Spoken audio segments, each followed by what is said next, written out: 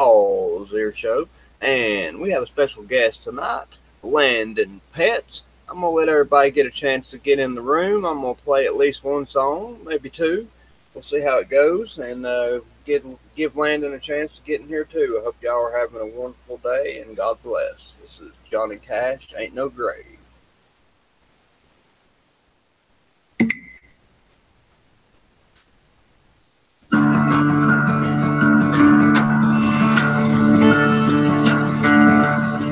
There ain't no grave can hold my body down.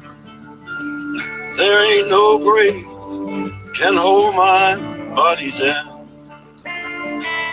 When I hear that trumpet sound, I'm gonna rise right out of the ground. Ain't no grave can hold my body down. Well, look way down the river. What do you think I see? I see a band of angels, and they're coming after me. Ain't no grave can hold my body down. There ain't no grave can hold my body down. Well, look down yonder, Gabriel. Put your feet on the land and see. But Gabriel, don't you blow your trumpet till you hear from me. There ain't no grave can hold my body down. Ain't no grave can hold my body down.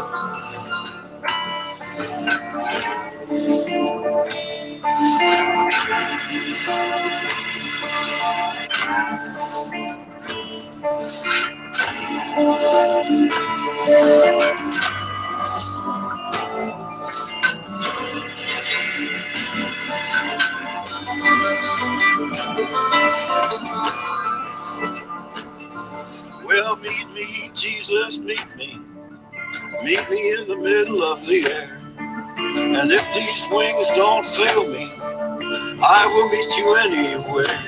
Ain't no grave can hold my body down.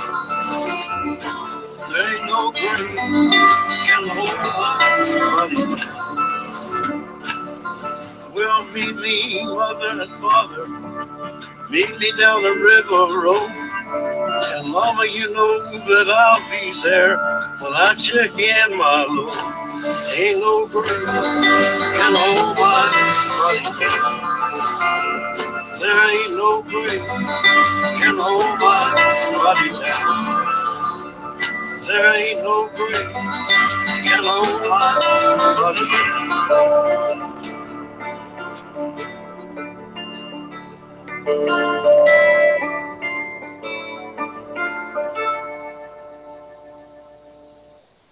Okay, he's not here yet. I'm gonna play another Johnny Cash song.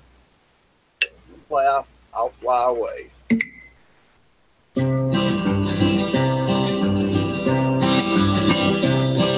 Some glad morning when this life is over, I'll fly away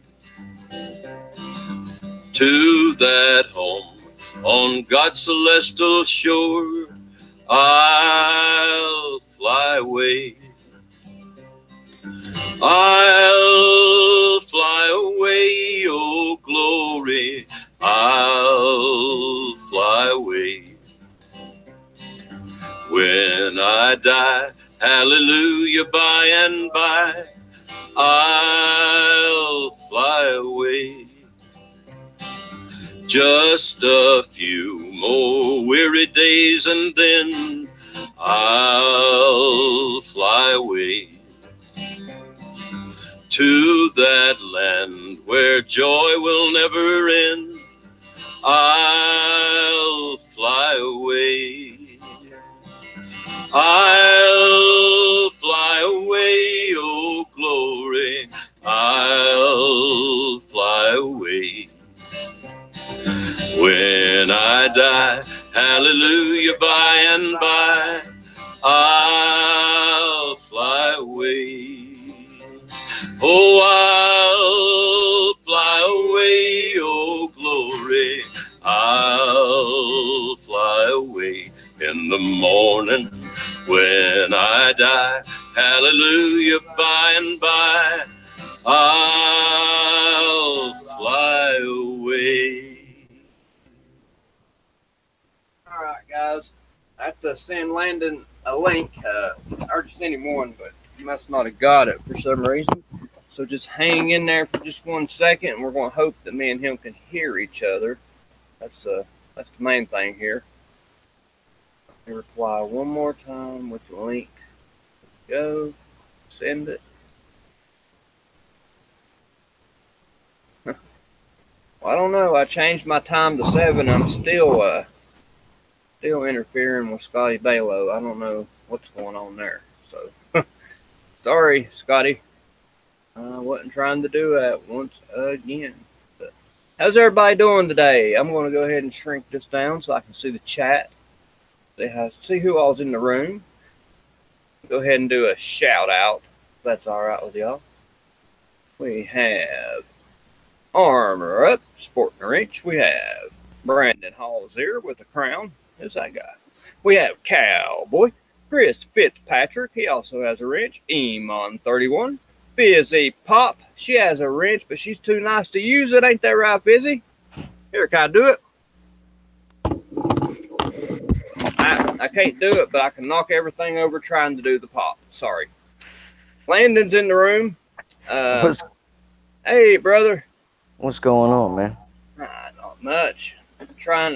Just hoping that I was going to be able to hear you. I'm having some type of weird sound thing where I can't turn my sound up on my computer.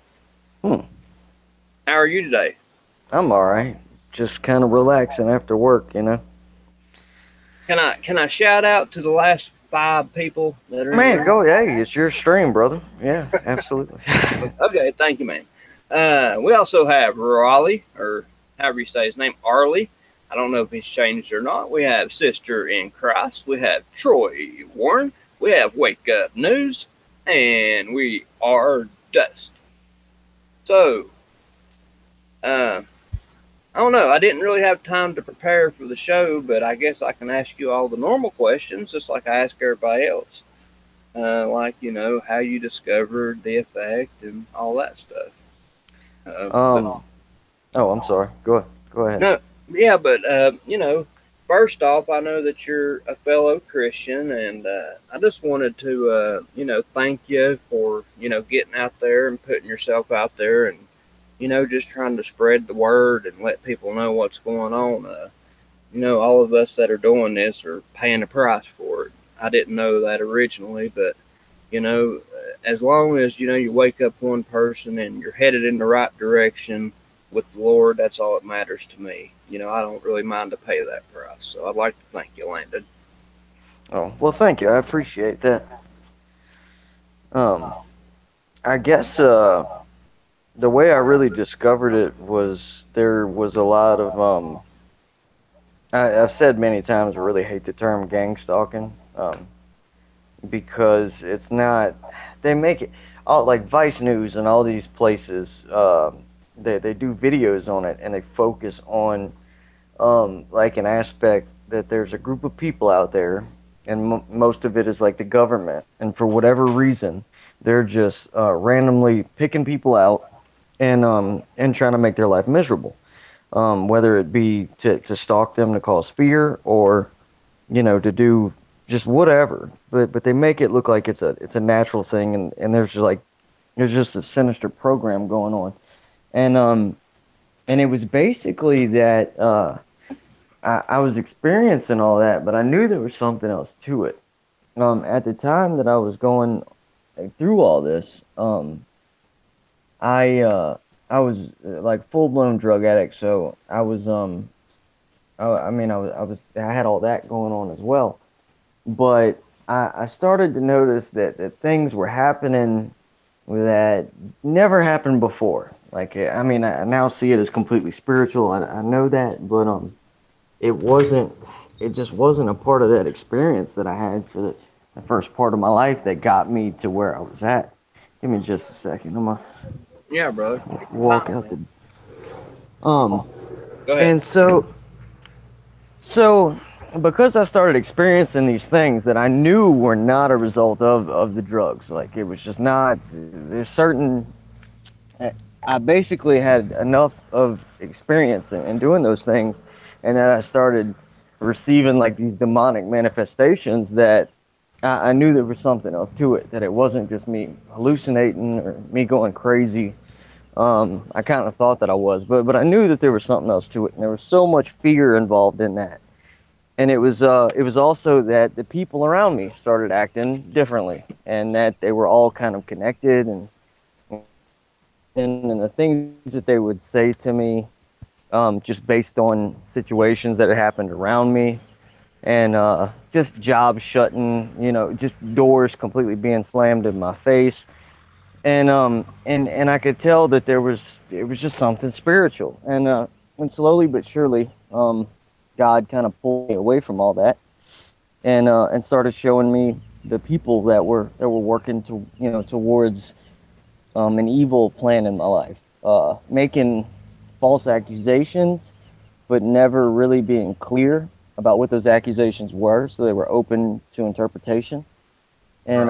and just really really horrible situations with people that I cared about. Some of them were family, a lot of them were family, and a lot of them were so-called friends who had positioned themselves around me so that they could be a part of that. And I can only say that it's there would be no other reason for someone to do that unless they were trying to just destroy. There had to be a reason why all these people who I never treated unfairly. I mean, you're gonna argue with people that have disagreements, but I never, you know, did did something to them purposefully to hurt them, and it just seemed like there was a massive effort to make my life miserable, to get me to kill myself, and when that didn't work, it was to isolate me and make me look crazy to everyone else, to focus in on, excuse me, all the bad things that I had done in my life, and just to keep anyone's focus on that. So if I even met anyone, they wouldn't want to hang out with me. They wouldn't, they just wouldn't want to be around me because my reputation was so bad, and it's still that way. That part hasn't changed. Um, it's very, my life is very controlled in the aspect of like what, I don't know. It's like when you go out into town and just people don't want to be around you, or it's the types of people that will walk up to you and tell you hello. They're there for a reason, and I just get a feeling from it. It's not a paranoia thing, but I can just almost see the angle now, and it's kind of lonely, but Yeah. it is what it is. Um, Yeah, go ahead. Maybe this is getting a little deep No, no, man. I mean, that's okay. I mean, uh, right off. just always know you have the support of the community, and I think I'm speaking for anyone. And if you ever need anybody just to confide in privately, my email's there. And if you talk on the phone, I'm more than willing to give my number away to people that want to talk to me. Yeah, I appreciate it. But thank you. Yeah, Hangouts is pretty pretty much how I communicate with this the community. Right. But I will, and this was the part that I was saying. Maybe it was a little earlier, um, or more. It's earlier than I expected. But I mentioned perception before on a lot of my videos because I know without a shadow of a doubt that I have entertained angels. They look just like me and you, but I know that it was angel because the person completely changed. Like he was missing the same leg, he was standing at the same sign, and he was even like completely same. It wasn't like I got right up on within a clear, basically like personal distance. That there was a different person, and I just know that. So the reason in that is because I know that the enemy is a copycat, and I've met people before that I know were either being guided by demons. That's pretty much the whole gang stalking arena. But but it's quite possible that in our perception of this reality that we're in, that some of the people that look you may not be that. And I know that's kind of trippy to get into, but I really think that, you know, if there's got to be a reason that whenever we think of a demon, You're think of cutting this. out a little bit, buddy. Go ahead. Oh, Can you hear me now? yeah, you said there has to be a reason, and couldn't hear Oh, you. yeah, there has to be a reason why Hollywood has basically sewn in to our perception that if you were to see a demon, it would look like this big monstery thing, and I don't. I know it really sounds trippy, but and I'm not saying that demons would just look like people, but I'm only saying that I've met people before that I know that there was something there that was it was just evil. I don't know, you know, and I'm only saying that if I know that I've met angels before, without a shadow of a doubt, I'm sure, you know, there's no doubt in my mind that on several different occasions that I met angels that look just like me and you, that some of the may also be of the other side to that. If the enemy is a copycat, and I know that, you know, and the Bible even says that we may entertain angels, that it could be possible that we, you know, because through our own eyes we're perceiving whatever these things are as just regular people, but sometimes they're not. We just see them that way, and I know that sounds really trippy, but I No, get the no, distinct, you know, I I've actually I've ex- agree with that yeah, totally. I it mean, because it's just so strange, you know, some of these so-called unaffected people, just the way they act and the things they do, and you know, it's just it's just so strange. I mean, only people that have experience that can even, you know, relate to it.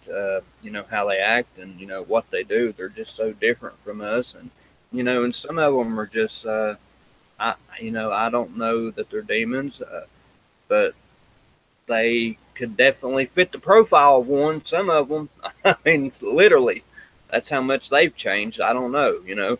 Um, yeah. but what I am hearing from you is that you kind of have a similar story to what I have, which was I don't know if you grew up in a you know church background or not, like I did, Oh but yeah, you yeah. had backslidden from the Lord quite a bit, and this, you know, Mandela effect and Bible changes brought you back to the Lord. Because, you know, I've heard people talking about that it, you know, drove them away from the Lord. And to me, it's the exact opposite. I mean, totally, you know, when I heard about it, I immediately repented and, you know, felt the Holy Ghost like I never had before. Is that the way that it affected you, or, you know, was it a little different?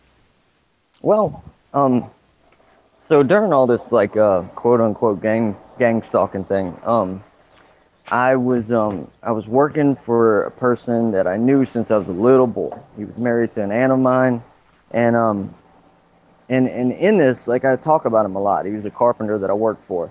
Like, I I would go to work with him and we would talk and communicate, but I would basically put my headphones in and just listen to Christian music all day, just spending time with God.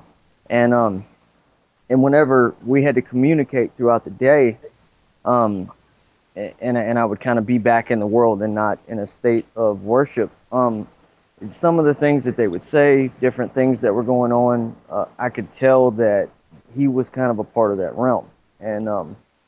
And so I'm going, like, I'd get off of work, I'd go home, and I would just watch YouTube. This was probably almost a year before I decided to start my channel. When I started the channel in December, I was just finally fed up, and I was, you know, whether people think I'm crazy or not, I'm just going to make this and put it out there because I'm sick of going through this, and it's not stopping. And come to find out, there's at least 400 people that it resonates with now, you know. So, I mean, more than that, but I'm saying, you know, that are subscribed to me. So, you know, it hit some point somewhere, and so as I'm going home and I'm watching YouTube, um, I was spending a lot of time watching Rob Skiba. He's done a few presentations. He's kind of like he's well known for the whole flat Earth thing, because he's kind of hammered that and he's still on it. But he's done some other presentations that I thought were just amazing. Some of them are about kind of end time prophecy stuff, and the other stuff is about the days of Noah, and it's a look at the time of Noah extremely differently. Basically, everything that's going on right now with them messing with the CRISPR technology and altering animal DNA and human DNA and all that, and the mighty men of old, the giants, and so I'm watching all this, but most peculiar thing about it was that God was like literally working YouTube for me. And my suggestion box every day, it's what I clicked on. I didn't have to go search for anything.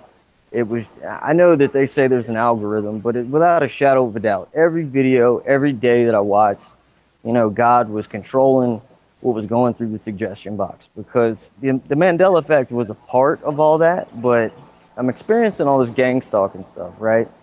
And I'm gaining knowledge at how to look at the world differently. And that the reason I mentioned Rob Skiba is because in one of his presentations he talks about how like the centaurs and whatever you would call the Roman god Pan, I forget what they call it, but the half man, half goat, that they were actually real. That these people didn't spend all this time and make up all these stories just to explain how the world worked. Like, they could communicate with these things because they could see them running through the woods or whatever. And he breaks it down a lot better than I just did, but that's the basic thing of it.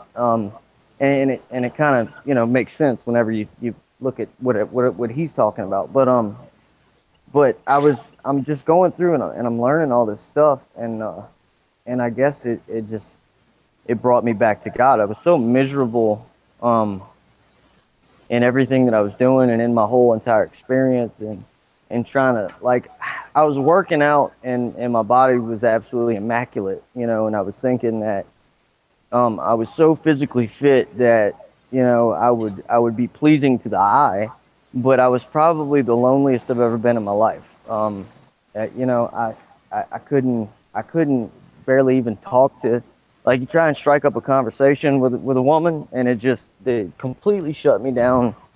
It was just like there was something pushing humanity away from me, and so in that, I just continued to draw closer to God, and I'm discovering this Mandela effect thing, and I was just watching videos. I guess it just so the Mandela effect kind of, I tell you what it did. It woke me up to how much further into the end times we actually are.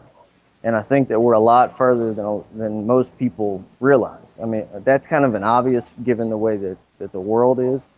Oh, yeah. But I think even many people of faith that have a relationship with God don't realize how much further we are into, the end times. Yeah, I mean, it may not be a problem for them, their faith is good and all that, but I'm just saying, I think that they don't realize how far we are. I'm sorry, go ahead. no, I mean, I totally agree with that. I always, I've heard my whole life, and I've said this many times, I've heard people, I call them fire and brimstone preachers, preaching about, it's the end of days now. It's the end of days now. And they always have these really big analogies trying to pull things together. And, it's really not hard right now to try to prove that we actually are in the end days, and maybe even in the time of tribulation. And maybe the Antichrist is coming very, very soon.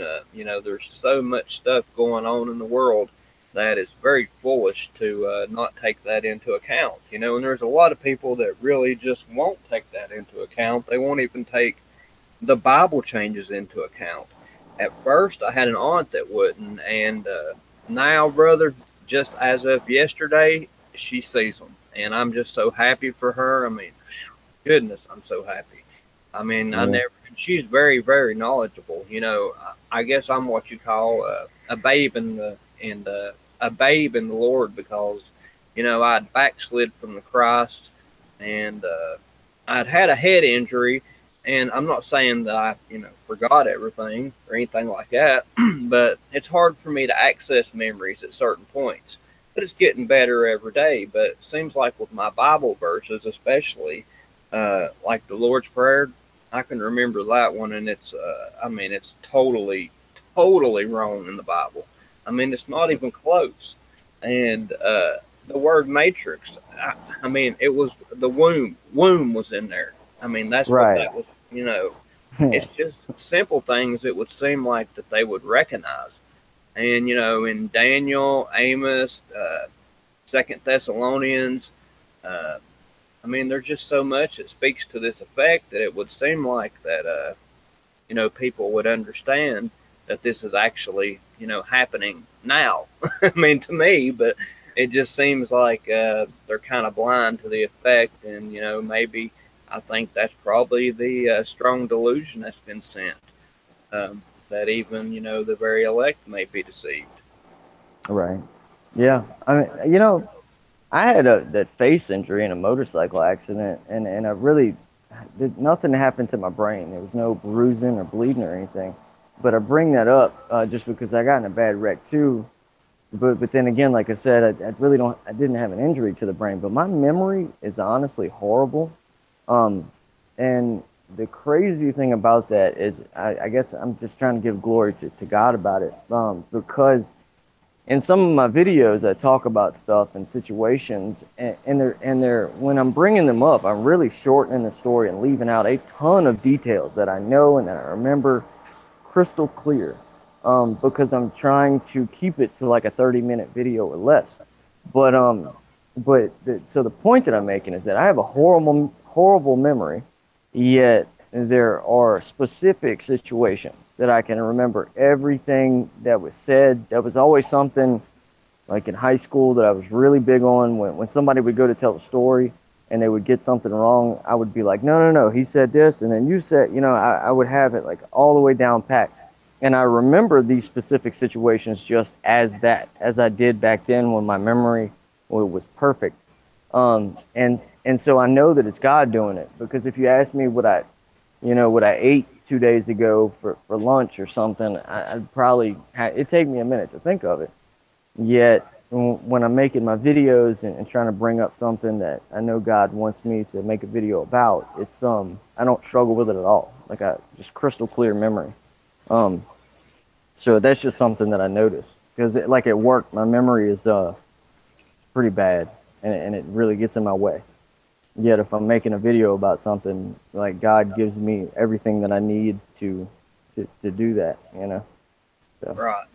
I wanted to ask you a question. I'm going to read a couple Bible verses, and I want to ask you if you think that they are related to the Mandela effect. These are not so-called changes. They may be, they may be some slight changes that I don't know of, but I just wanted to bring them up. Yeah. In Second Thessalonians, this is the one where it talks about the strong delusion. It says, and with all deceivableness and unrighteousness in them that perish, because they receiveth not the love of the truth, that they might be saved. And for this cause God shall send them a strong delusion, and they should believe the lie. Okay? And then you come to Amos 8:11, and it said, Behold, the days come, saith the Lord God, that I will send a famine in the land, not a famine of bread, nor a thirst for water, but of hearing of the words of the Lord. And they shall wander from sea to sea, and from north and even the east, shall run to and fro to seek the word of the Lord, and shall not find it. Now, what's your thoughts on that? Well, as far as Amos 8:11, I don't know if it's gonna continue, but I know that there are verses in the Bible. I can't quote them exactly, but they've completely disappeared. I know that they were there. There was one I talked about where I'm like 90% sure that it was in Revelations that I heard a sermon that it was included in when I used to go to a certain church, and he was, because the guy was preaching on the end times, and in this specific verse, it said, "In those days, my people will be numbered 1 in 1,000 and 10 in 10,000," and it's just not there anymore. It doesn't exist anywhere in the Bible. I couldn't find any residual evidence on it. I mean, I searched all over the internet. I really dug into this thing to see if I could find a website anywhere that mentioned this one Bible verse, and it wasn't there. So there are. I've actually heard you talk about that, and I was wondering, We Are Dust or Armor Up, can either one of y'all recall anything like that? Because it seems like I remember a verse that had something, along that lines. Yeah, I might have the numbers wrong, to be honest with you. I know it was 1 in 1,000, but I know specifically the reason I remembered it so well is because the percentages didn't match, and that's why it stuck out to me when the guy was preaching on it. I was like, and when I used to read Revelations a lot, and when I would read over that, it wasn't okay. So 1 in 1,000 and 10 in 10,000 is the same percentage, right? Well, it read something like 1 in 1,000 and 10 in like 10,000 or something. It was something like that, where the percentage of the first group of numbers, 1 in 1,000, and the percentage of the second group didn't match up. And I wanted to dig deeper in it. And I'm like, God, what does that mean? Can you clarify this for me? And I never got an answer exactly, but it stuck out enough, and it agitated me so much that I didn't understand what it meant, because the percentages were off, that it's not there anymore. I mean, that's why it stuck out so bad to me. I know without a shadow of a doubt there was a verse in the Bible. I might have the second group of numbers wrong, but it was there. There was something along those lines, and it was all ones and zeros. Yeah, I do remember that. Yeah, right. Yep, I mean, I definitely remember something like that too, but I couldn't put it together for the life of me. Armor Up said that, let's see what he did say. He said, yes, he remembers one sort of like it, but not in Revelation, so. And I don't remember where it was at either. Right.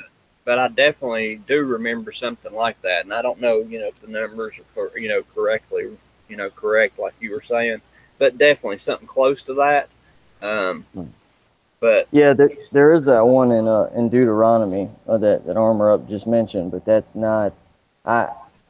That's what I kept pulling up when I went to research it, but I specifically remember that verse. It was talking about the end times, how many of his people would be left over. It may be after something happens, like when I don't want to misquote it right now, but it's like after a great loss of amount of lives or something.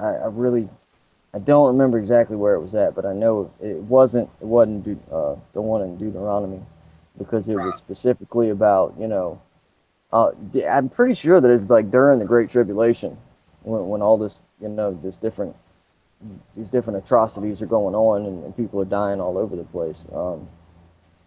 But yeah, that's the one that I kept finding whenever I was looking for it. That's the only one that would pop up, was the one in Deuteronomy, but that's a completely different verse. Yeah.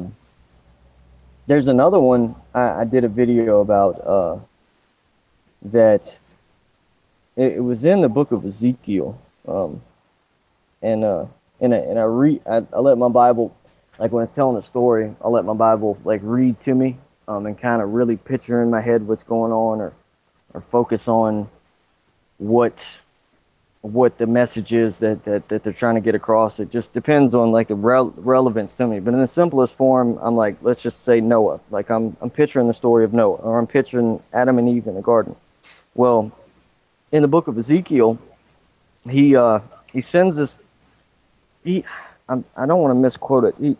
He either walks off, or he sends somebody to go get figs from a tree on top of a hill, while he's talking with these soldiers, and the young man, the servant or whatever, comes back and he brings him the figs, and he goes, but that was 60 years ago, that was 40 years ago, and it's not there.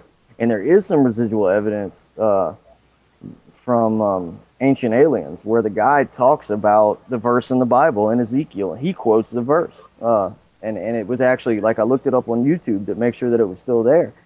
Because when that popped up, and it was really weird, that came up like the day after I read that chapter. I got distracted while it was the Bible was reading it to me in my headphones, and I didn't understand that specific verse, and I realized that I got distracted. So I rewound the whole chapter, listened to the whole chapter again, and it perplexed me again because I didn't understand what it meant. When dude walked off, he walked back, and he said, but that was 40 years ago. And so I rewound it again, and I listened to it again, and I didn't quite get it still. And then 2 days later, lo and behold, a video pops up on my YouTube, and it says that it doesn't exist. It was kind of making fun of Ancient Aliens because the guy was like, that's not even in the Bible. And I'm like, what are you talking about? I was literally going over that 2 days ago. So it was kind of weird how that happened. There had to be, that had to be the reason why God was allowing it to kind of bother me, that I didn't understand what it meant, because he knew that it was about to change. But without a shadow of a doubt, in the book of Ezekiel, there's a verse that's not there anymore that I know was there, that I heard, and so, as far as everything is getting faster and faster. I really think that there's a lot of verses in the Bible that have disappeared, and we just don't realize it because our memories are being manipulated by a vast number of things. Well, that actually, brings up in my mind, Daniel 7. Or 7:25, and it says, and he shall speak great words against the Most High, and shall wear out the saints of the Most High, and think to change times and laws, and they shall be given into his hand until a time and times and the dividing of time. So yeah, I totally agree, and that makes me think about when it talks about the dividing of time and all, talking about time. When the changes occur, it seems like there's like a storyline that goes along with them, and it goes all the way back through time. And there's people that saying, and I'm not saying they're wrong. It's just a theory I have. That hey, I've been seeing the changes since the 80s.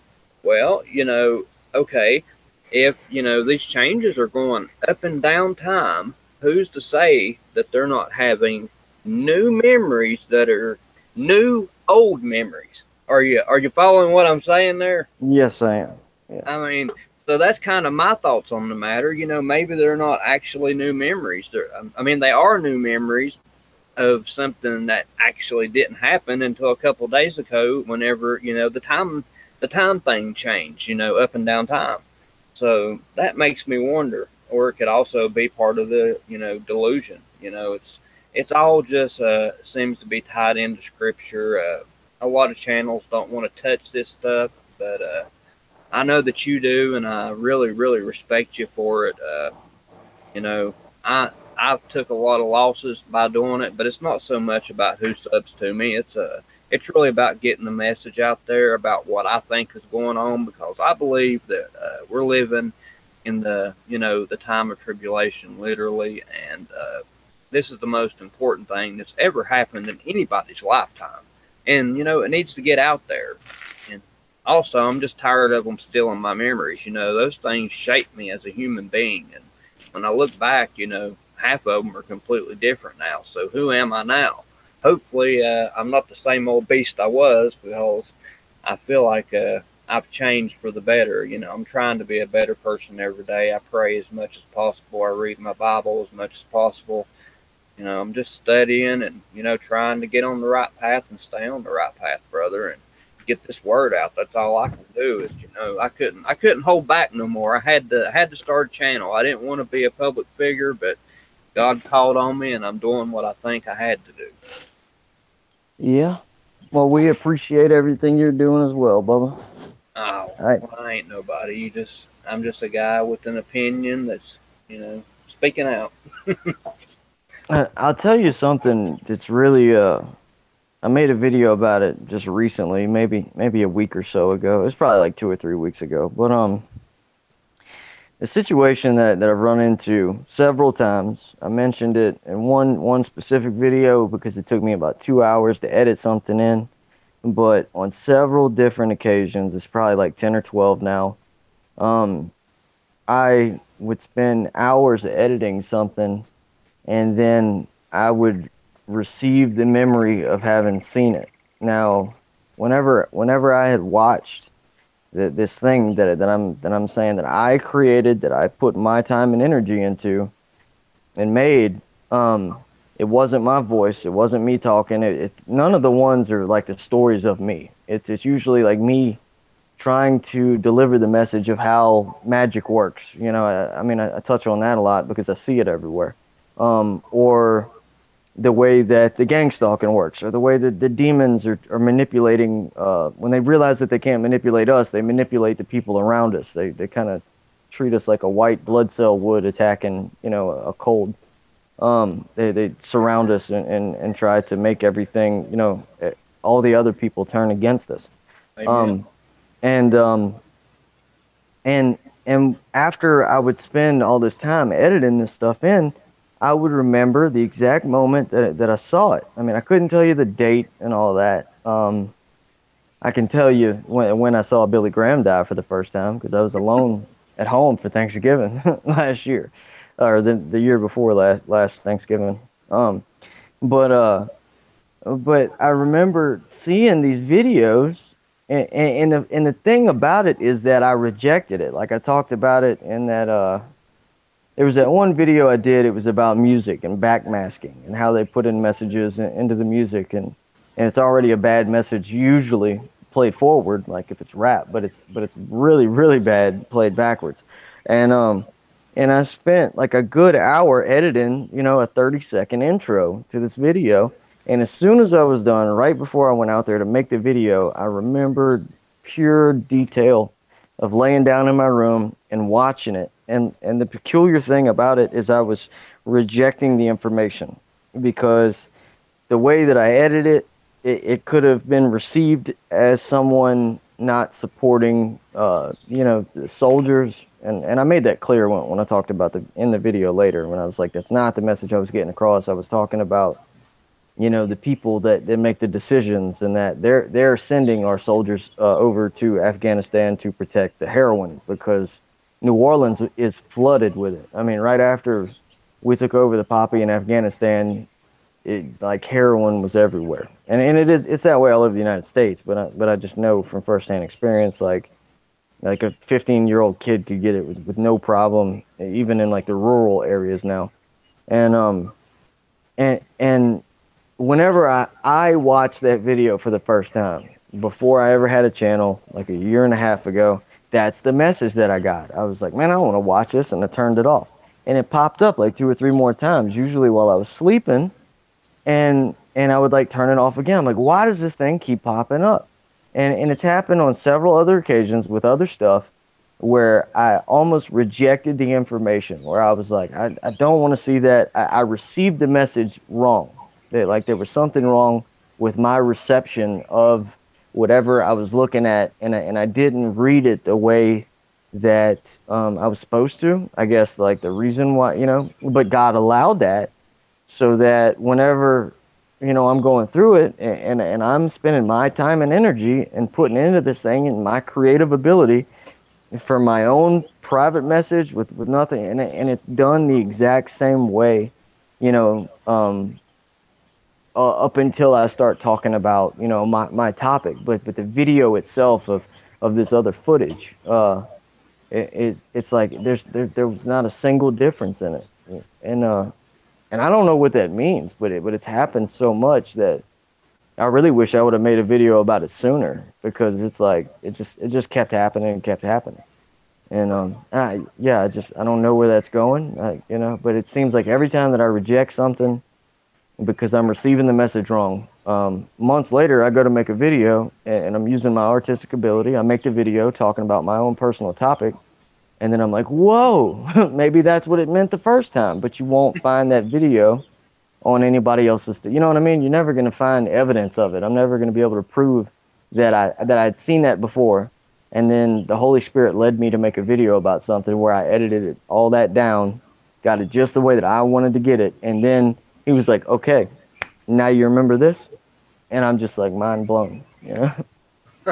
Yeah, it seems like they're definitely going back and cleaning up anything residual more and more, or if you have some type of epiphany, that they're trying to erase that. I was laying in bed one night, and I had this theory run through my head that I've never ever heard anybody speak about, and it was a good one too. I hate to toot my own horn, as they would say, but it was a good one, and so I sit up in bed, and I was thinking in my mind, I think I ought to write this down.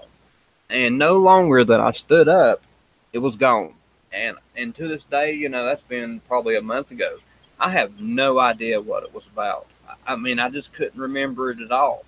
So, I really think that we're all under spiritual warfare, especially the ones of us that are speaking out and believe this is tied in with the Bible, or we're just Christians, speaking out because our Bibles are being changed. I believe that we're under spiritual warfare, and I think it's going to ramp up. I don't think it's going to slow down at any time. So that's why, I always pray that, God keeps any unclean or evil spirits away from me. And, that's all I know to do, and just keep on repenting and, praying as much as I can and hoping that I'm going in the right direction to get where I need to go when it's all over with. Yeah, I agree. I see him getting craftier. Oh yeah. Definitely, because that whole like I've said, it's more of a pat on the back now. But this previous week, I've went through some things that some of it was definitely my own fault. Like I still stumble, and there are other things that I need to work on to strengthen myself. Spiritually, so I don't, so I'm not the cause of some of these things. But like the script, as far as the words being said and some of the things that were done, was exactly the same to things that I went through before. When I was having this argument with people and being kind of falsely accused of some stuff that like the words that they used, it was the same thing as I had been through before in a different situation with a completely different group of people. Slightly similar scenario, but same accusations, same words. It was the same conversation. And you could take that in several different directions and be like, well, it's a demon spirit leading them, because like the conversation was almost, it was like watching the same film played by different actors, like it was like the words, the very particular words being used in these scenarios where there was no difference about it, like nothing. It was the same accusations, the same argument, the same not really getting anywhere, trying to clear it up because it was just being falsely accused of all kinds of stuff. But I just found it. Yeah, I don't know about you, but the people. I mean, I consider myself unaffected, and the ones that can't, see the changes affected. But have you noticed that when you bring it up to the so-called unaffected, that it's like this look comes over their face, especially if you mention the word Mandela effect, and it's like they just turn into a different person, and there's like two or three responses. One of them is to totally ignore you and start doing something different. Another one is they get angry. I can't remember what the third one is. I'm kind of blank. I went blank on that. But yeah, I mean, it seems scripted, Yeah. I have kind of two different theories on. Well, I mean, there's different ones. One is that They just don't care. They don't understand the importance of it. You know, you kind of draw that with their answering. Two, the ones that would be angry, you're like, well, it either really bothers them or they're filled with demons. But the other thing, and this is probably the scariest, that I really haven't ever revealed to anybody, because people don't want to think about their family members being something else. Like, I get that, but me going through what I went through with my dad, and everything that I talked about in my videos, and it kind of started to repeat itself in with different family members. I'm not sure if it's the same spirit or soul anymore, and I know that that's kind of hard to grasp. To some people, you're like, well, the same person's there, they have the same demeanor, but there's something different, like almost as if something had been either waking up in them that was sleeping, or that I'm starting to actually see the real serpent seed, because it's something spiritual. It's not something where, like, a father has a child and then that bloodline continues. I really think it's of the spiritual realm, and we're seeing it, you know, in the physical. But physically, like I said, we just kind of see them as people like you and me, and it's bigger than my mind can comprehend. But I know, like, for instance, I talked to a family member of mine, and I said, man, you know Isaiah 11:6, and he quoted it. He quoted it to the T. And I was like, oh man, I wish I'd have had my phone on me. Let me run outside and get it. And I didn't grab my phone. I think I had my phone on me, but I was letting the kids play with it or something. And I didn't think it was important enough to stop and get him to repeat it. And I show him how it's been changed in his Bible. He asked me one question. He's like, well, how do you think they're changing it? I'm like, I don't know. And I started to get into the theory and all that. And that's the real part about wearing out the saints. Look, like, everybody, like, I know how important it is and wanting to wake people up, but there seems to be a grand effort at getting us to exhaust ourselves. Like, finally, they're just like, but nothing actually changes. Like, when you don't see, when, you know what I mean? And you really want to wake them up, and they're kind of like, you know? And so you're going to spend like weeks on this, like on this one person, and then, but they're not, it's, some people have described it as them receiving a download. And here's how I got into the theory of why I think that the soul, there's something different about the spirit within them, is because it's like they're just like kind of nodding their head like, yep, okay, like exhausting me out, and they really don't care. Like, nothing's changed, and there's a lot of love that was there once and isn't anymore. And I've experienced it over and over. And so I've only back to experienced the opposite one time, you know, of a person actually changing for the better. So I exactly know what you're talking about. Yeah, and so I did that one. I think the name of the video is "The Lion Shall Pet the," or "The Child Shall Pet the Lion," with a question mark, and it's because. So my grandfather came back over, the guy that I was talking to about the verse. He quoted it, you know, through and through, the old way.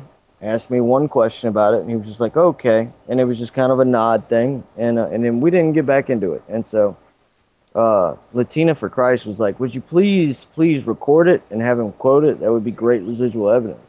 And I was so upset after trying to make this video and getting him to say, you know, to re-quote it, and that it didn't work out the way that I thought it was gonna, that I kept saying, I know Jeremiah 11. I was so mad I couldn't even say the right Bible verse.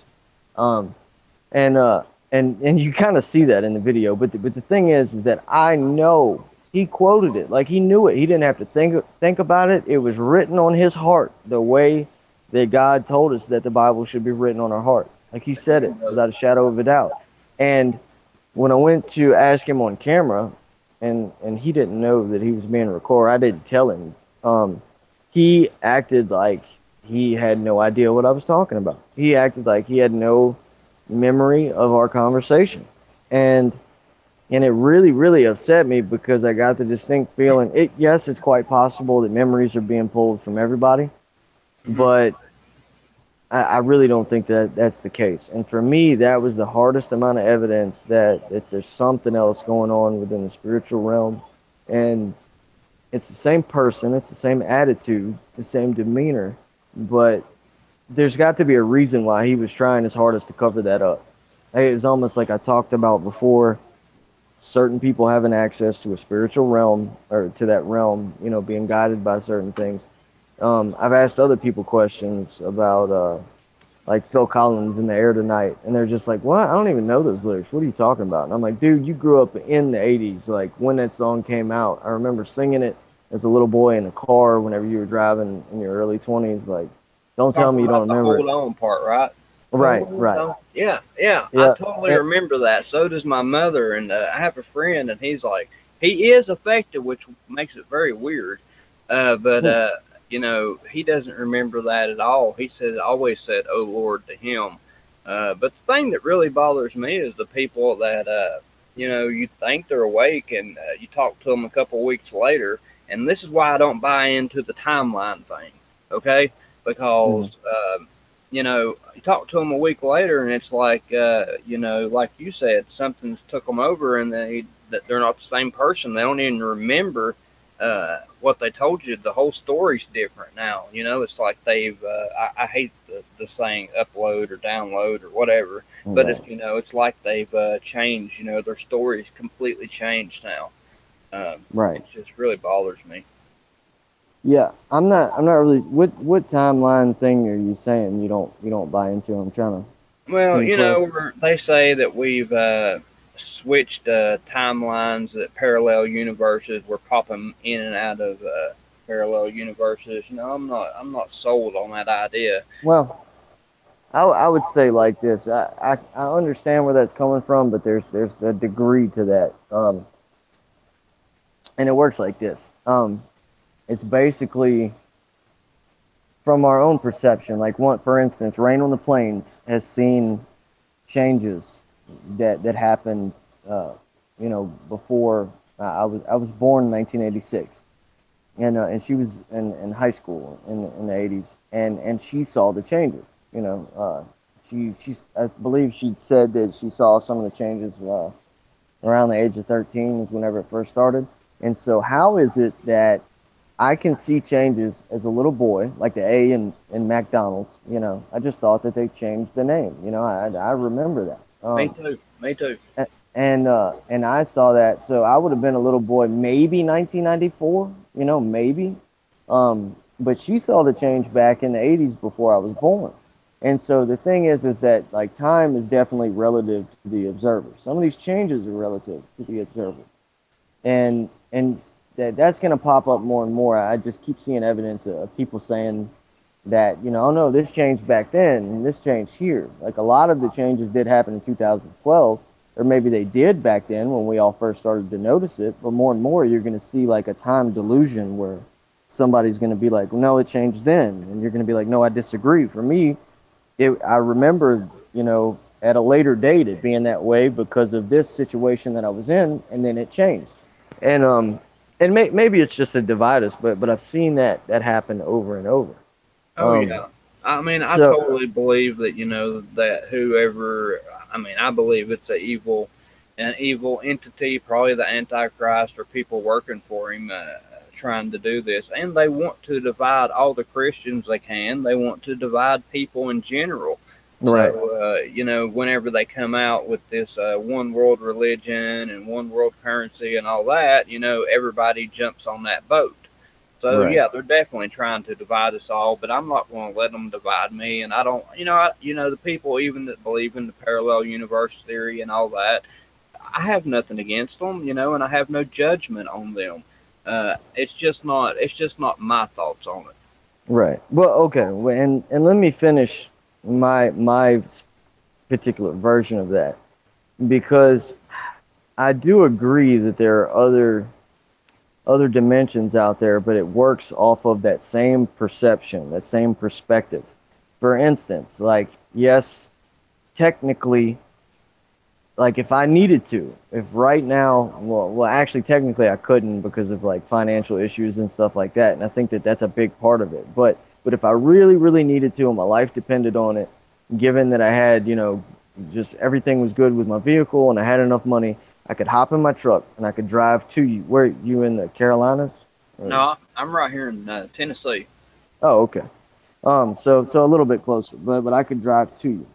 But technically, from a perspective point of view, you live in a completely different realm or world on a daily basis.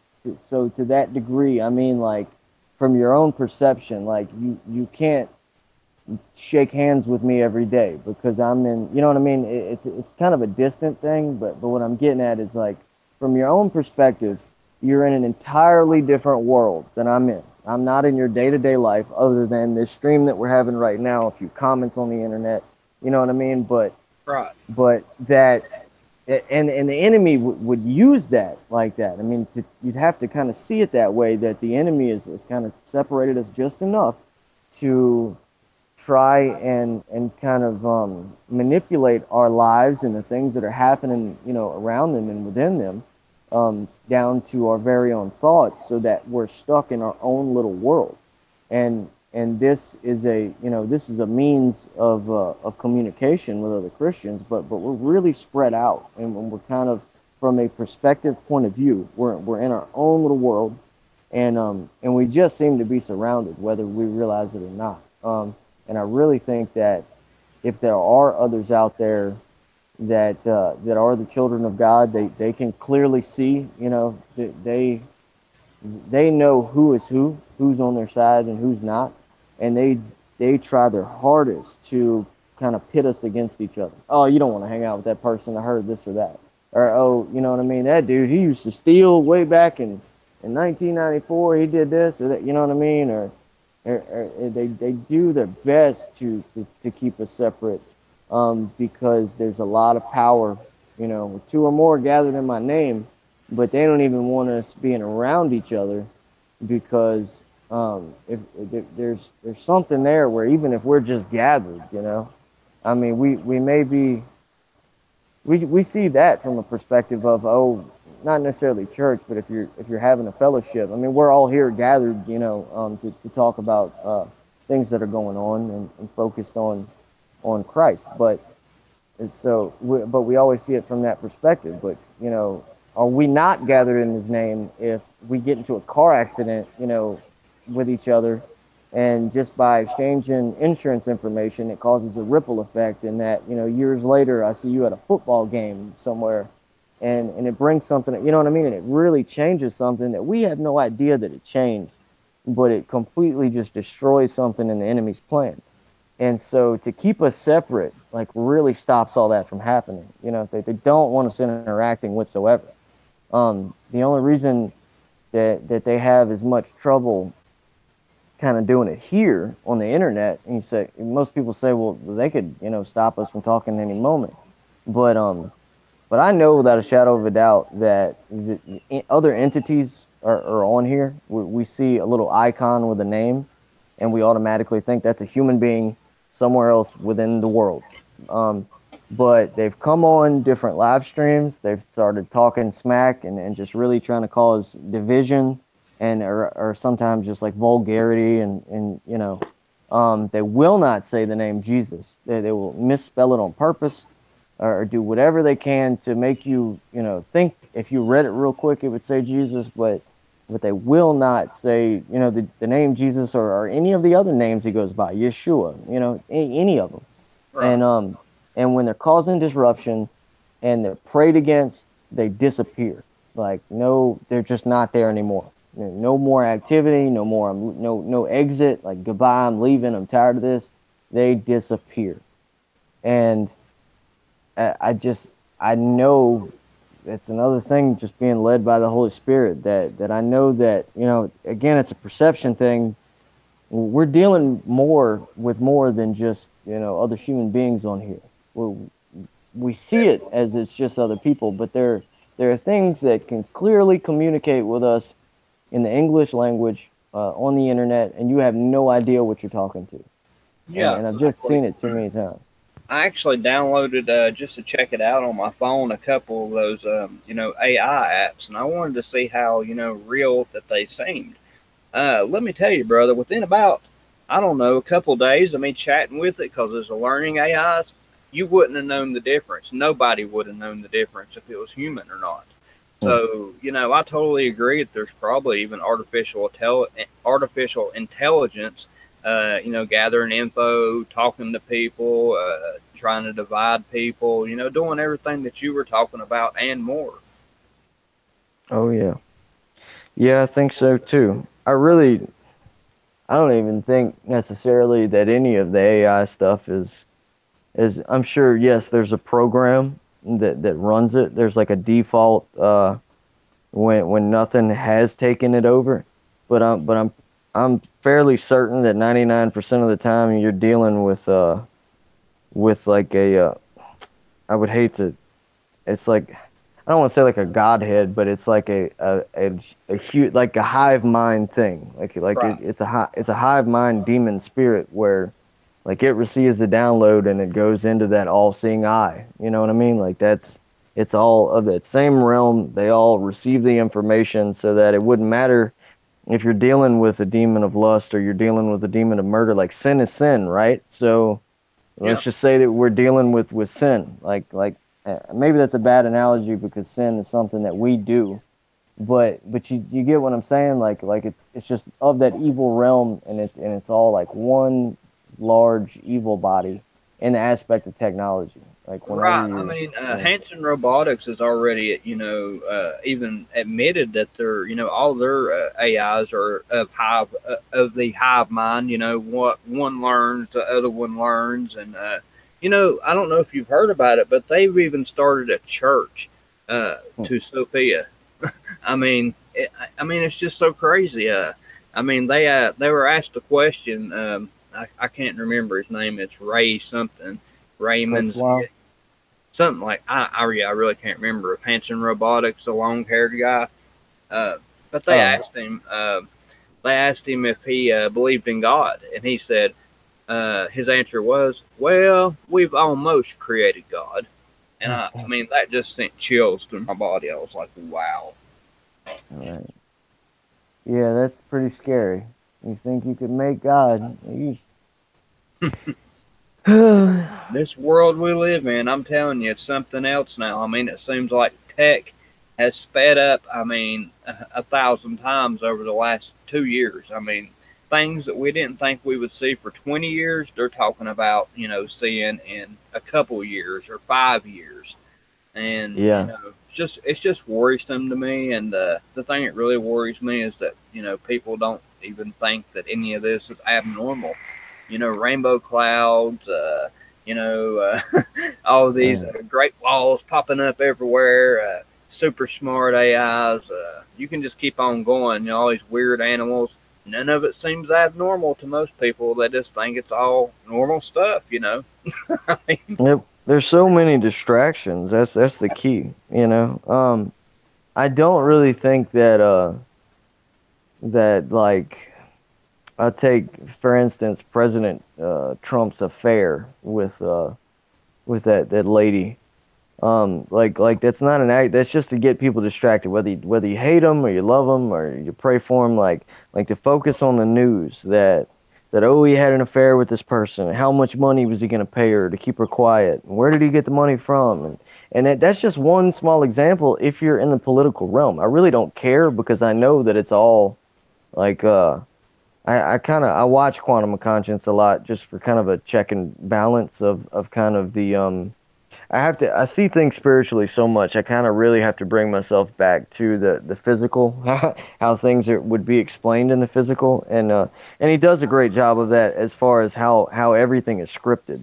Um, and and I see like all these distractions. Like I said, that's just one small example. Or like you could get into like the Pizzagate rabbit hole and how horrible that is, and then focus on that and even with great intentions to focus on something like that to stop it from happening, you you know it's not one of those things like you would take God out of it, because obviously in a relationship with God, you're like, God, what can I do about this? I'm praying for these children. I'm praying that it stops.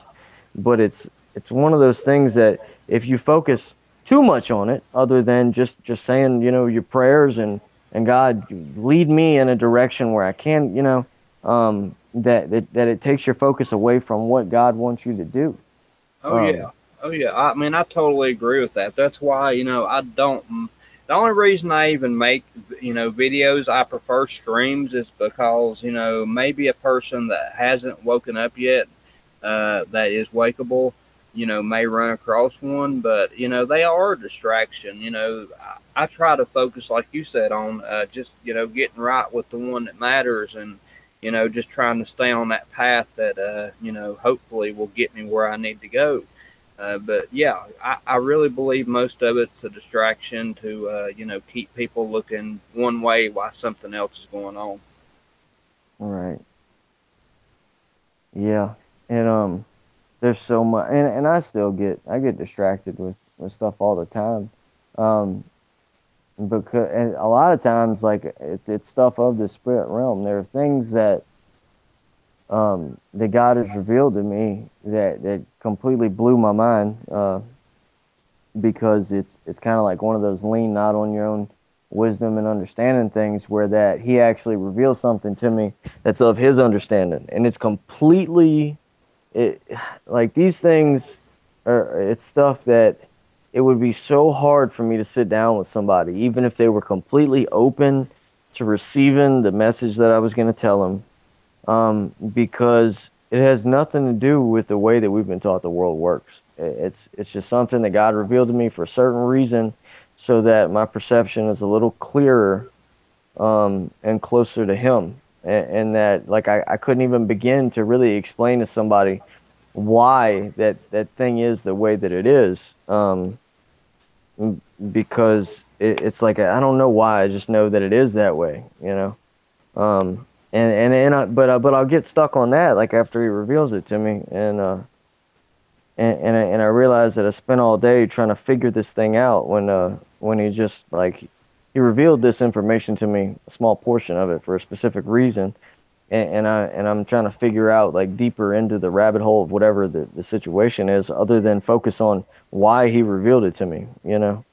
Right. Um, Yeah, I find myself some days focusing on new effects that I found instead of, what I probably should be doing, which is, studying scripture and trying to memorize it as much as I can and put as much on my heart as I can, instead of, just studying these new effects that I run across. Because, I mean, it's like a daily thing. I don't even try anymore. I can just be, flipping through my Roku. I'll go to YouTube and I decide to watch a video of an old band that I used to like, and the video is totally different. I found 4 or 5 of them, and then like after that, the whole day, I'm looking for videos, trying to figure out which ones have changed, and I shouldn't be distracted like that. I should try to stick to my scripture and just try to get right and stay right. But, I totally agree that it's, a big distraction, and I find myself doing it a lot. So, that's probably, the devil leading us in the wrong way, trying to get us not to pay attention to what matters. yeah, it gets to me a lot too. Like, especially like bigger channels. One time, Latina for Christ did a video on Joel Osteen, and how she was able to find a book where that he had written called like Apocalypse Now, or something about the apocalypse, and it was spelled Joel Osteen, like the old way. And I'm like, wait a minute, I remember that book. I remember sitting in my room with that trailer and watching. It was either Mike from On Point Preparedness, or Gonzo from I forget the guy's channel name. But the guy's name is Gonzo. He's fairly. I mean, he's got a couple 10,000, like 20, 30,000 subscribers, and I remember them talking about it because it was right around the time Billy Graham died.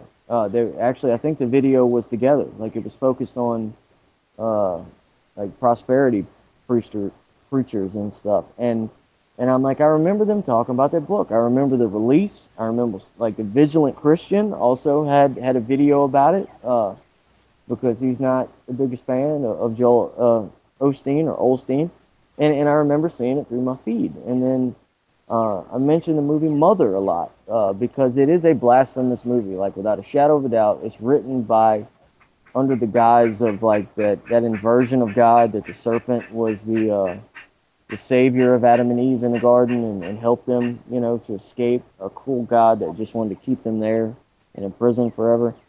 And but I still gained so much watching the movie, you know, being that I'm of the Father. Like I'm searching, even if it's something like that. Like I gain some sort of knowledge, because I'm not removing God from it. Like I realize that it's blasphemous. I'm watching it. It makes you mad and pulls at your strings, but it's like, you know, I'm sitting there watching it with the Father, still focused on my Father, and I see everything that's wrong with it. But when KJ Osborne did a breakdown of it for the first time, the entire reason that I saw the movie, and I mentioned it in like 6 or 7 of my videos now, was because he was talking about how they were trying to relate the Jennifer Lawrence's character to the Virgin Mary, and they were trying to make her look like she was like that was the Virgin Mary. She has the baby Jesus, you know.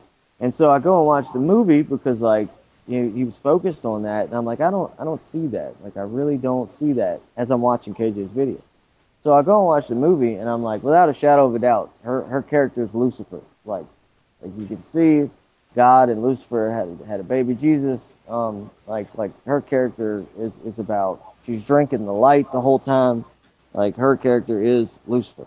And then I watch his video again, and I'm like, what was he getting at? Because I was trying to understand KJ, like he breaks down some stuff. He's really good at symbolism, you know, kind of pointing it out. And I'm like, how did you pick that up in here? And when I went to watch his video, all of that part was gone. Barely mentioned the Virgin Mary whatsoever. It just didn't, that analogy was not in his video anymore. It didn't exist. So in the specific parts where he was showing certain things in certain pictures of the movie, when it talked about the Virgin Mary, it just wasn't there. He said something completely different. And so I guess I'm just saying I fall victim to that too, because it kind of put me in a lot of the stuff is to frustrate us and get us to like a negative resonance of if you're negative, you know, the whole love is patient, love is kind. I really needed that video by Miss Jenny the other day. Okay, bro. Let me do a shout out real quick, and we'll get back to talking. I don't know how long you can stay. It's up to you, but I'm gonna go ahead and do a shout out. Okay. Okay. Yeah. All right. We have a lone one in the room. We have Armor Up, sporting a wrench. We have Fizzy Pop. She's on the wrench crew too. We have Jimmy Jams. We have Lone Oak Lady. Love you, mother.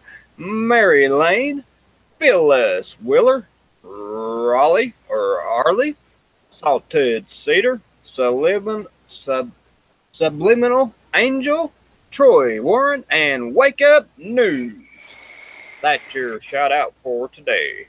And we also have Phyllis Wheeler and the Carp, and Mary Lane and Troy Warren. I think I got you off. I didn't. I apologize. Go ahead, brother. I forgot where I was going with that. Yeah, I've been working on my shout out. You know, I'm taking Armor Up. You know, I listen to him, and I'm just trying to be like him. You know, I'm just a wannabe. I'm a wannabe shout outer. I know the participants appreciate it. Oh, yeah. Thank you guys for coming. Yes, and I appreciate you all too as well. Thank y'all for being here. Yeah. I mean, man, you're just awesome, brother. I mean, really, I've watched a lot of your videos. I haven't watched them all because there's so many people to watch. It's just really hard to keep up with them all. But your message is great that you're putting out there, man. I mean, and you're putting yourself out there, and you're just not afraid to speak the truth. And you know that speaks, you know, a lot about somebody. And I can tell that you're real, and you're just, you know, you're really affected by, you know, by this, just like I am, and It's a hard thing, especially at first. And I don't know if you went through it, but at first, I was very depressed, shook, and as the kids would say, and I just had to deal with it. I compare it to the 5 stages of grief. It's kind of like the loss of my memories. I lost my memories, the death of all my memories. So that's what I liken it to. But I don't know if you Luckily for me, I was already depressed, and just I was so lonely. And that the very people, it took a little while longer to figure out that the people that were around were all a part of just trying to work iniquity. Um, and it doesn't seem like much of that has changed. That really goes back to why I think we're spread out so far, because there's a narrative and like an unseen group of works that are done around us in a constant state of um, I'll give you one example, and maybe this is really going to be hard for people to follow, but there were things that happened to me throughout my childhood that I really struggled with as far as being like embarrassed and all that, because there were adult practices introduced to me at like 5 years old, and it wasn't ever like from another adult, but they would make sure that a situation was created where we were watching sexually explicit content, and then we were left alone in a room, or like go put in the bathtub and stuff like that, and that happened a lot. Well, then I started noticing during like the gang stalking experience, like people focusing on that, and I'm like, yeah, I'm only hearing like half of the conversation, so I'm like, that couldn't be what they're talking about, because that's not something that anyone would necessarily like know. And so I go through like a year of rejecting all this, and then it just keeps happening, people talking, and their smirks, and the way that I'm being treated, and kind of rejected by people around me. Well, then, like the example that I'm going to give, I'm on a construction site, and I know this is going to be really hard to follow, but it's something of the spiritual realm. You'll have to understand this is a weapon of iniquity, another one without a shadow of a doubt in my mind. So, um, I'm on a construction site, and the neighbor walks over, and there's another two people there, but they don't know me very well, and and they're working, and the neighbor is like tweaked out of his mind, and this is after I had already decided that I was getting away from everything, like I really didn't want anything to do with drugs. I had quit hanging out with friends and all that, and this neighbor is like, he's just like, he's gone, he is wired, and anyway, he asked me to come over and take a look at something. So to get a bid on a door. Basically, there was something wrong with his back door, and he needed me to look at it. So I go over there, and and I'm looking at it real quick. I'm just trying to do this bid so I can get back to work, and give my boss, the guy I was working for, the paperwork to say, here, you know what I mean, I got you a little job while you were off, because he was away. And and the dude is doing the best thing that he can to stall me while I'm inside of his house and I'm in his backyard. And I really didn't understand it. And I'm starting to get aggravated. And I'm like, all right, dude, I gotta go back to work. And so he asked me to help him move a table or something. So we walk back outside, and he's trying to unlock the lock to his garage, and he's like fumbling with it. And there's a Jeep parked across the street, and they're just sitting there. They're just watching me. And I'm not certain, but I'm pretty sure that they were recording me with a phone. Um, this dude's standing there, with his shirt off, and he's just like I said, just tweaked out of his mind. You see him fumbling around with the keys. He's like shoving it in the lock and acting like it's stuck. And we sit there for about 5 minutes, and I'm just getting aggravated and aggravated and aggravated. Finally, he opens it. I put the table in there. I'm like, dude, I gotta go. So I walk back. I go back to work, and I'm praying about it, and I'm really aggravated because I can tell that something was wrong, and I really couldn't understand. And then all of a sudden, this this guy drives by, like maybe an hour later, while I'm walking out trying to throw some stuff in the dumpster, and this person drives by, that I had seen in high school, but I hadn't seen him in years. Like I didn't even know him by name. I just recognized him because we happened to go to school together, 15 years ago. And he rolled down his window and with the most hateful face, like as if we were gang members of two rival gangs, and he was passing by to scream and say some obscenity.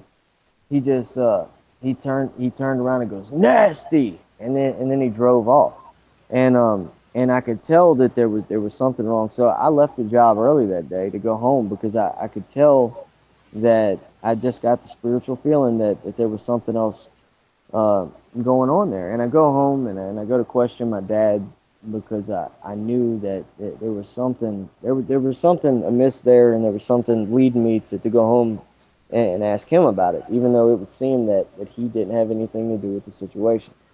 And I really couldn't get anywhere with it. He kept blowing me off and everything until he got on the phone, and he was trying to cover up his voice, and he was saying he's done. Like don't let him go back around anymore. And you would equal that to like a gang stalking experience. But I've been in several situations where the situation has been manipulated to look like something else. Now again, there is kind of like I've mentioned quantum of conscience already, but kind of like how he has already mentioned that the whole world is a script. Well, there seems to be a script to my life that focuses on sins and abominations that haven't even happened yet. They're being projected out there, and large groups of people are receiving this information as if these things are going on, as if I went into that house to do drugs with this other male man, and then do some sort of this abomination or whatever. Look, this is not, I picked that up from me praying about it and going, what is this? Like, it was so odd and so weird and so just out of frame of like, what did I just go through? Like, what does that mean? And why is my surrounding environment treating me, as if like, why would that person ride by, scream at me with a look on his face of utter hatred, and in the way just walking through town, like people like smirking and laughing at me, when I walked over to somebody's house to do a bid on a job and move a table. And yet he made sure that he was tweaked out of his mind when he walked in the front yard. There happened to be a Jeep parked across the street doing, some sort of recording or watching me. And that whole scenario, like, it doesn't make sense any other way. And I don't mean to look like I'm reaching.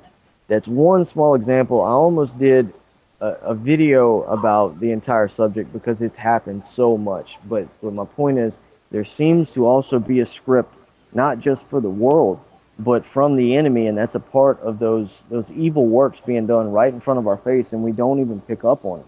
Because I innocently went over there to do a bid on a job. I wasn't supposed to be in there but for 5 minutes, but the guy was stalling as best he could.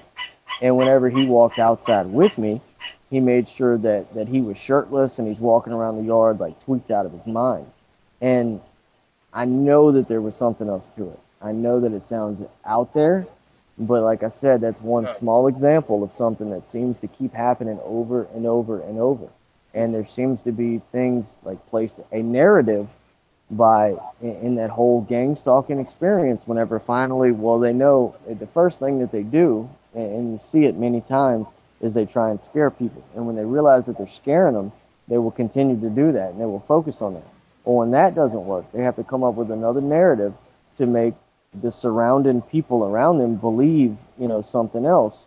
They kind of like how that, like I said, trying to turn everyone else into like white blood cells, so they attack the good part of the body. Like they attack the person that's not really doing any of the things that they've been told. Meanwhile, you don't even know that it's going on. You're completely clueless. And seeing how kind of frustrated that my dad was whenever I had picked up on it, and certain demeanors and the way that he acted, there's just, I know. And then after praying about it, and that was the answer that I got from my father, and then it continued to happen. That wasn't the first time it happened either. Like that's just one small example of a narrative that they are sticking to and they will not change. And I seem to find myself in situations again where to the surrounding environment it looks like something completely different. If someone were to narrate that scene and say, "This is what he's doing," oh look, he's over there. That guy's smoking meth, and he's over here Right. hanging out with a dude in shorts and no shirt. Like, you know what I Hey, mean? And I totally know what you mean. I lost my best friend over, he changed and he was, doing a lot of drugs too, like what you're talking about. And, I kept telling him, I don't want, that around me. If you come over here, don't come over here like that. Um, and it seemed like, anytime I went to his place, there was always some type of there was people that always seen me there that shouldn't have been there, or I've even had cars parked just like they're watching me whenever I go outside, and I have no idea why that car's there, or even who's in it, and they'll be there for hours and hours. So I understand what you're saying. I mean, it's kind of like we're being watched or something. And they're trying to make us out to be something that we're not. Finally, he just quit talking to me completely because he said I was driving him crazy with the Mandela effect. But I just wanted to pick his brain because he was an LPN, even though he's having, some problems and he seems like he's not even the same person now. I just wanted to, pick his brain, even though it was, kind of put me in a situation where it made me look like that maybe I was doing the things that he was doing, which, I definitely wasn't. But, like you said, there was always somebody that seen us together that shouldn't have never, I mean, there was never people around. There's never, I mean, usually people don't come by my house much. I'm kind of a hermit since this effect took over, except for when I work. But, always, like you said, there seems like there's somebody there that's observing in some way. I don't know who they're reporting to, or if it's just a coincidence, or I'm overthinking it. But in my mind, I totally agree. yeah, it's. I don't know. It's kind of. I don't know if they have to necessarily report to.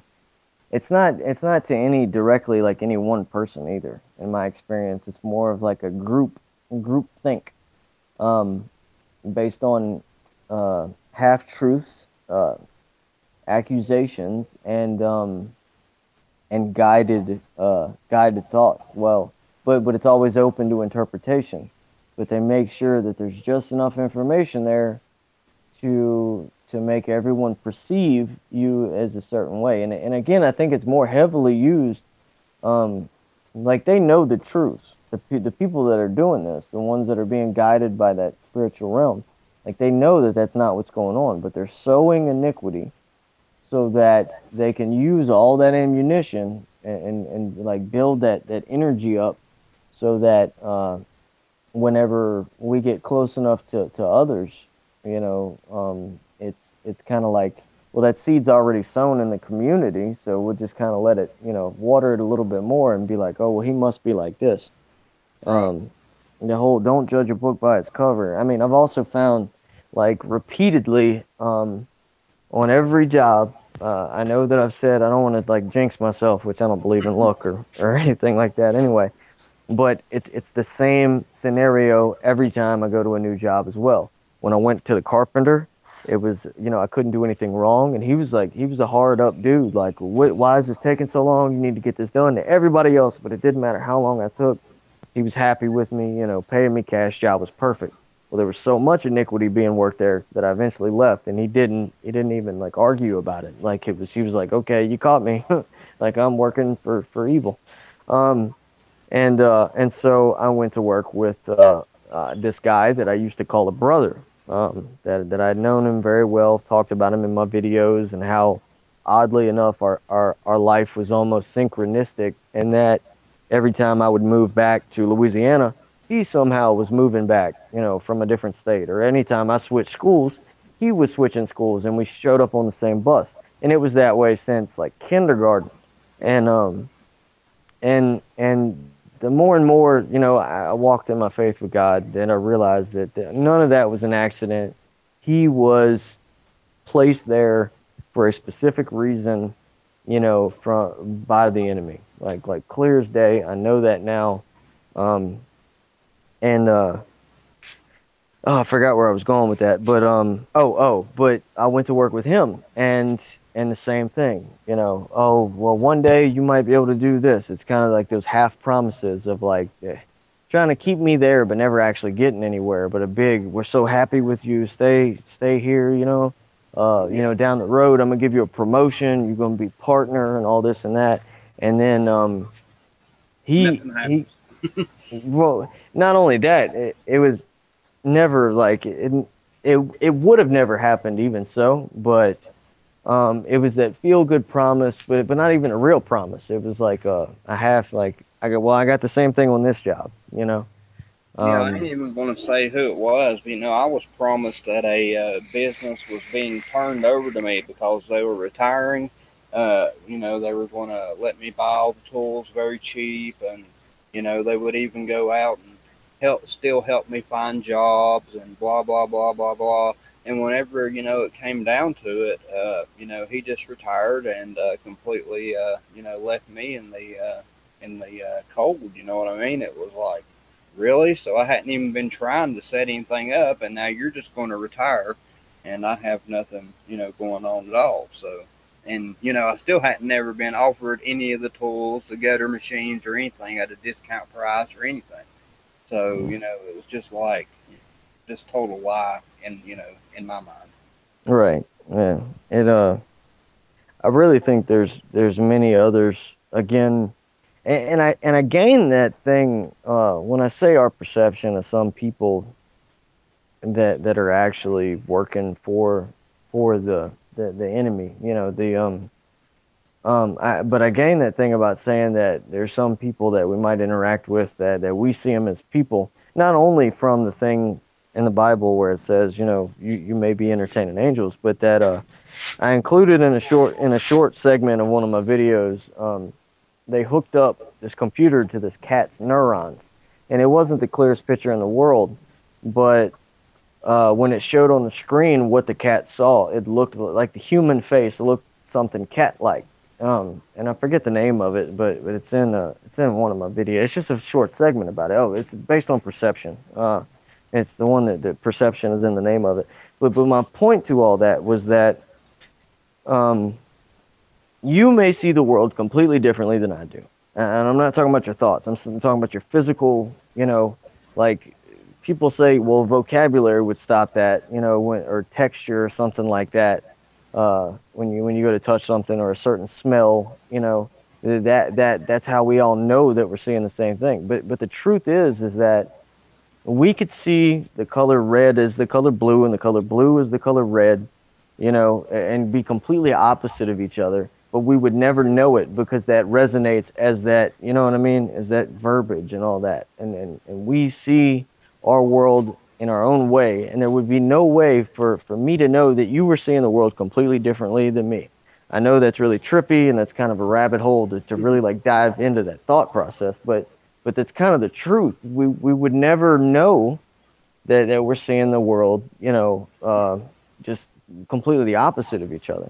And that's why I believe that there are some people out there that we see that are not what we're perceiving them as. Kind of like how that cat saw the human face as something cat-like because that was through the cat's eyes.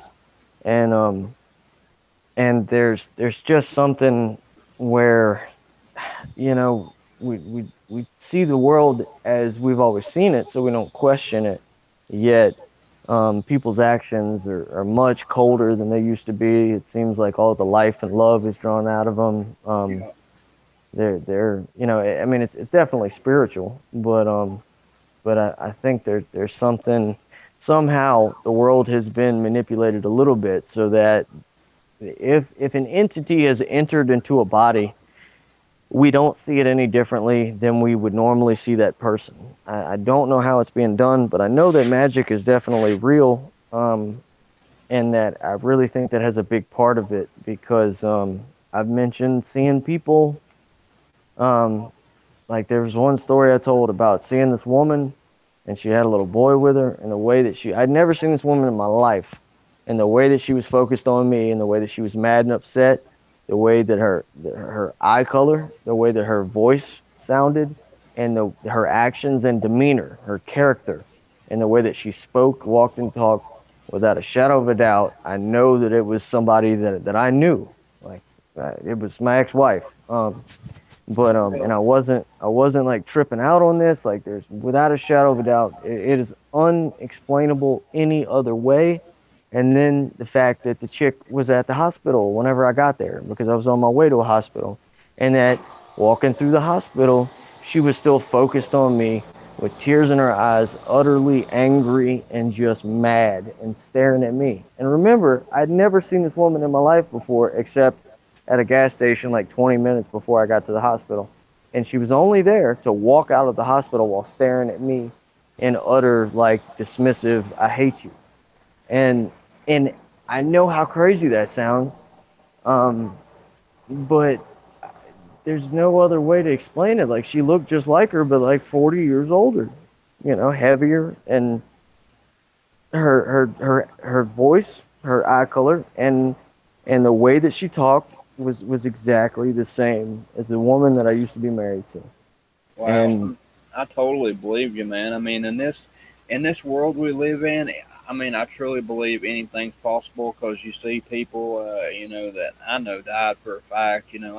Like you was talking about Billy Graham, and I remember watching it on TV. I didn't watch the whole thing, but I watched a little bit of it. And George Herbert Walker, the elder, he was yeah, literally crying at the funeral. I mean, bawling. It was hard to forget because it was emotional for me to watch him, cry like that. So I know it happened. you know, so I totally believe anything nowadays because truly anything's possible. right. Yeah, and I don't necessarily think that, just to be a little clearer and kind of what my walk with God is now, that that it was a different person, because I don't believe in the multiverse theory. Like you said, you don't. I hope I clarified that earlier. There's not 100 million different me's. I'm fearfully and wonderfully made. Like, this is it for Landin Petz. But because of some of the substances that I put in my body, I think that when people take something, they take it because they want to feel differently. They want to escape their own reality. But now, it would seem, when all this stuff was going on, that there are some people that are able to manipulate your perception of your reality, and that I saw her as something different, but I know that was her. Like, I know that it was her, but there was a way that she was able to mask what she looked like and be able to get within 10 feet of me and think that I wouldn't be able to notice her. Like, even my dad was like upset when he realized that I knew that it was her, and he wasn't going to change my mind about it. He wasn't going to tell me that I was, crazy, and it was, oh, is that stuff you took, that's why you think that you're out of your mind. Like, I'm like, no, that don't happen like that, bro. Like, no, you're not gonna, unfortunately, I'm familiar enough with a substance that I know what it does and does not do, and that ain't something that it does. And Yeah, it doesn't age people. right, It and makes them gain weight. like, even taking a hallucinogenic drug, it doesn't work like that. Like, you don't see like pink elephants when they're not there. It's like most of the hallucinogens, they make like wavy patterns and things like that. So you wouldn't just all of a sudden um, be staring at a wall and an Oompa Loompa pop out of it. You know what I mean? So and that wasn't even anything close to what I was taking at the time. But the way that I was being led into, again, like, I'm responsible for my own actions. I'm not putting the blame on anyone else, but there was definitely a situation created because of my history. Again, people being led by demons to say, let's create this situation to where, with the straw in hand, like, he's really gonna struggle to say no, and I didn't say no. Obviously, I decided to do that drug at that point. But still, it doesn't excuse the experience that I had, in that, now given everything that I've seen, and the way that it worsened and went further and further and further, that I know that addiction is nothing but a spiritual attack, by a demon, trying to do everything it can to get you to want that substance, so that within the physical realm there are people that can manipulate, reality around you. I really think that's what they're for now. That's what, like Meeks said, she was focusing on a psychedelic drug when she was talking about it, but she was saying that you're signing a contract with a demon whenever you do a substance, and she's right. But there are also like boots on the ground here that somehow, let's just say magic, they're able to manipulate, our perception of them, and that's the only way that I can describe seeing somebody that looked like the person that I knew, but it wasn't them at all, except it was. Right. But yeah. But yeah. Anyway. No, man. I mean, everybody's interested in what you have to say. That's the reason I asked you on, and I'm just so happy that you've been able to turn your life around, and are out here speaking out and talking about God, and praying again and doing everything that you're supposed to. Uh, Sorry, I ain't supposed to tell you what you're supposed to do. And a good Christian, I believe, doesn't judge. I don't, so I don't judge you for anything you've done in your past, and I don't think that you should be judged for that. Yeah. I yeah. I mean, sometimes, like, I still struggle with different things. Like I said the other night, I didn't realize that because I rarely drink. Like, I don't, I never really considered alcohol as a problem for me, because I don't like overindulge in it. However, just just drinking another glass of wine right before bed, completely made me forget to set my alarm, and it stopped me from going to a church. And so it doesn't necessarily have to be to the extreme of something like what I just talked about. Well, I mean, Jesus drank wine, and I don't drink it all myself either. But we all fall short of the glory of God, and that's just why we're humans. We are imperfect. We all sin, and we just have to be aware of that, and just try not to be hard on ourselves, and just repent. That's all we can do, because every day, even if we don't know it, we're sinning somehow. Yeah. Yeah, definitely. I tell you that going through everything that I have seen, definitely made it easier to get away from all that, and having such miserable experiences where I felt like I was just being completely attacked by everything around me, while messing with the substances. It definitely takes all the want to out of it. Right, But right. Well, Landon, brother, we've been on for about 2 hours. Everybody's been kind of complaining about how long my videos are. I say, well, after about an hour, I kind of quit watching you. But I'd love to have you back on. Actually, I'd like to get you on if you're interested in a one of our Mandela Nights of the Round Table. Maybe you and Photo Helix and a couple other people that are, religious and would like to get together and talk if you're interested. So, if you yeah, want to in the future, we'll plan that. yeah, sure thing, bud. Just shoot me an email. I'm generally pretty free. All right, brother. I appreciate you coming on, man. And next, until we meet again, God bless you and have a good night. I'm gonna do a shout out to the room, and I'm gonna play a song, and then we'll be out of here. All right. Thank you all for having me. All right. Have a good day, Landon. God bless you, brother. You too, man. God bless. All right. We have Armor up. We have Belinda Baker. We have Fizzy Pop. Can't do it. Landin Petz, Lone Oak Lady.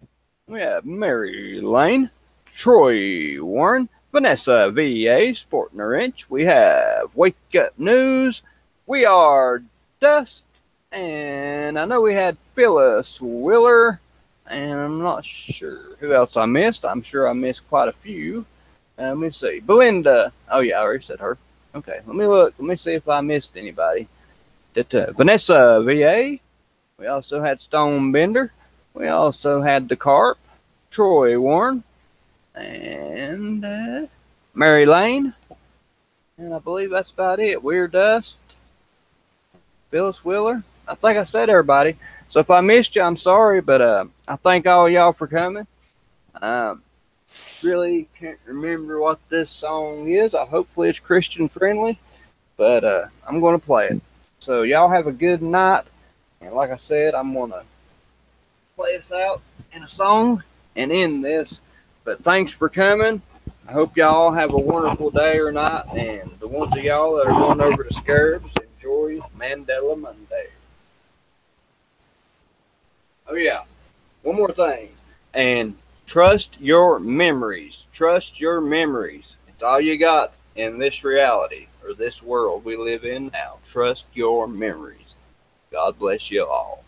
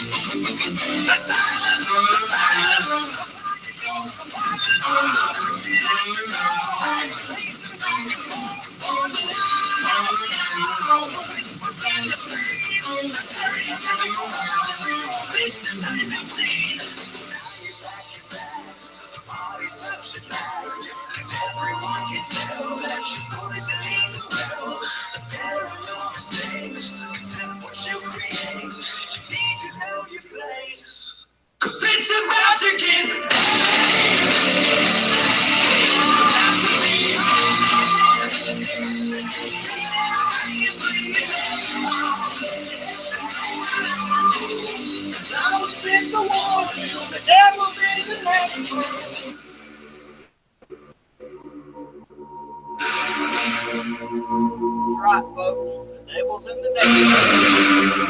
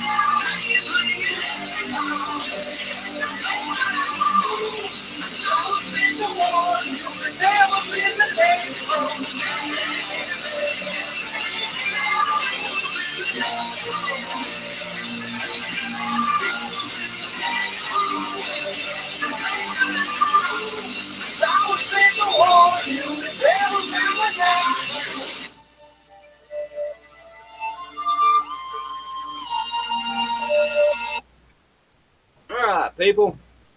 That was my little I don't like to call it a show either, but my get together for tonight. I see Awakened Saint made the end, brother. Thanks for the effort. I love you. Hope y'all had a wonderful time. I want to get off here before Mandela Monday starts, so everybody can get over there and talk to everybody in the chat and see what Mr. Scary Performance has to say. But if anybody ain't checked out Awakened Saint, they need to. He has a great channel. He always has photo helix on there quite a bit. It seems like every morning. So if y'all ain't checked it out, you need to go over there and check it out. He's a good guy, and he has a great show and a great message, and I can't say enough good things about him. And also, thank you, Weird Dust, and thank you, Physic Pop, for being in the room. Until next time we meet, I like to tell everybody to trust their memories. Definitely trust your memories. Don't let anybody tell you any different. And God bless you all. Well, I love you. And love thy neighbor as you love thyself. All right, guys. Have a wonderful night. And God bless.